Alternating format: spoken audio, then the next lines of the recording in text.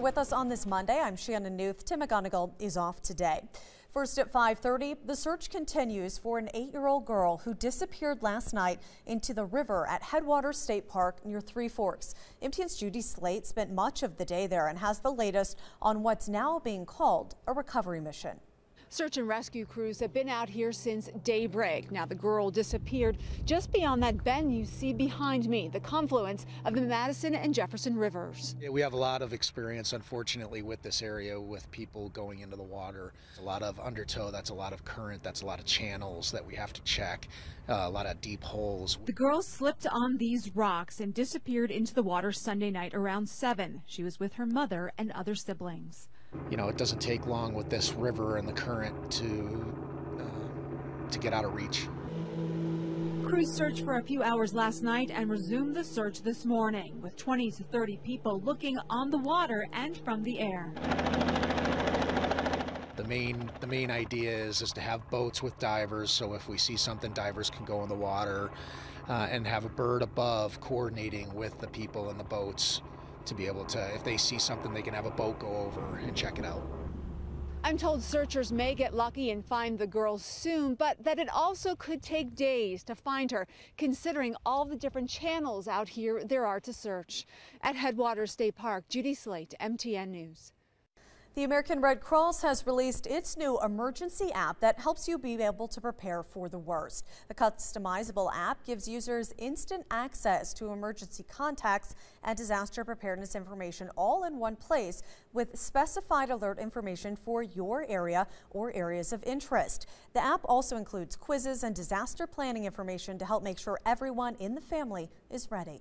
It's very, very comprehensive, it's customizable, and it's even, the content is preloaded so that even if you don't have access to your cell phone carrier or Wi-Fi, you can still download really important information about how to respond to someone that's having a heart attack, or if there's some first aid that needs to be administered.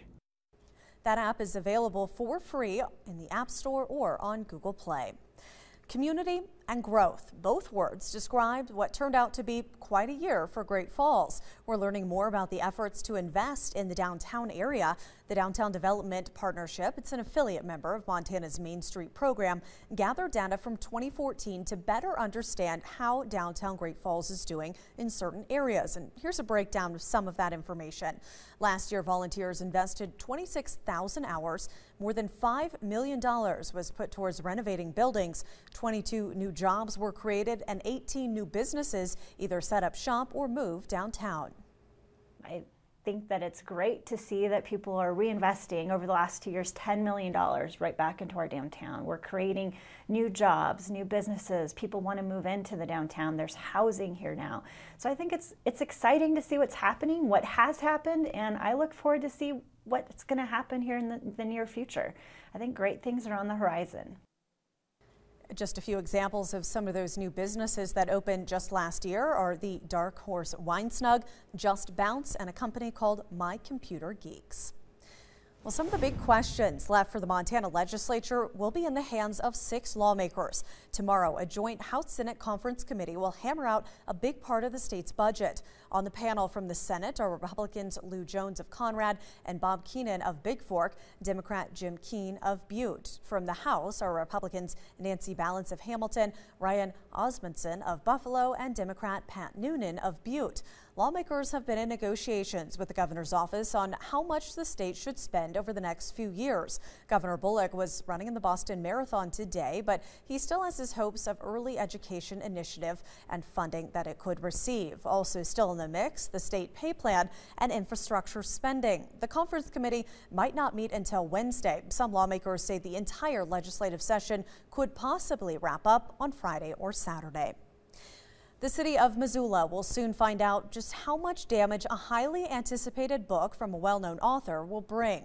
Missoula, Rape in the Justice System in a College Town by John Krakauer hits stores and e-readers tomorrow.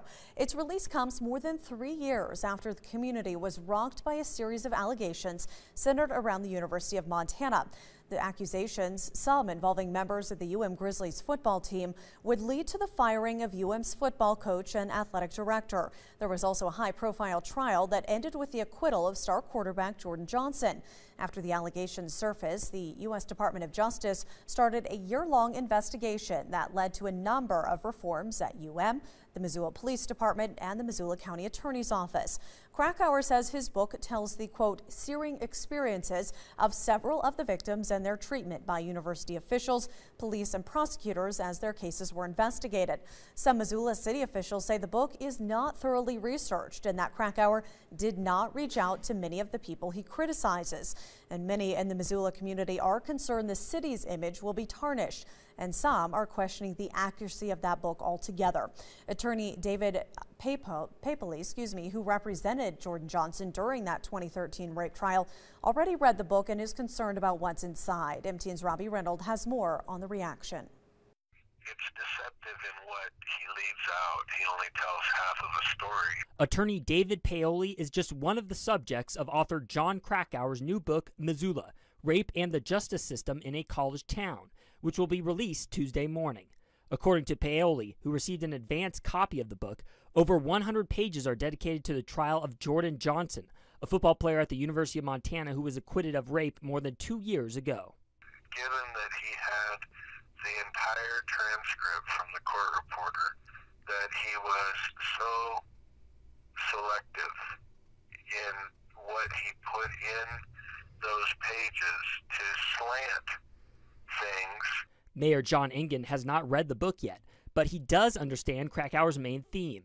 He says he isn't too concerned about the book hurting Missoula's image. I think folks are intelligent enough to recognize that what occurs in the book is a piece of a larger puzzle and a chapter in a much longer book that is the whole story of Missoula. Both Engen and Paoli say they have never met or spoken to Krakauer. According to Paoli, no defense attorneys, prosecutors, or police were interviewed, and Krakauer gets most of his information from court transcripts. He also says there are factual errors.